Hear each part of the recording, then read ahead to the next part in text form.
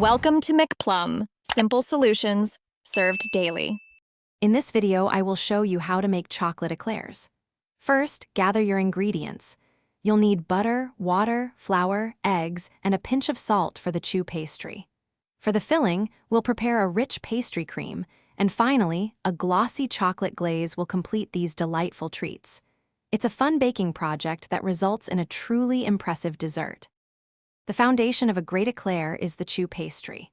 Start by melting 1/2 cup butter and 1 cup water together, then quickly stir in 1 cup flour to form a dough ball.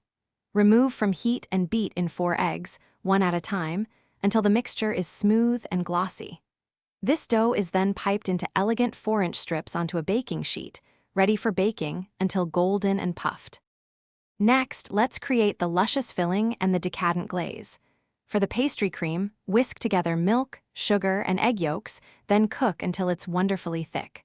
Allow it to cool completely.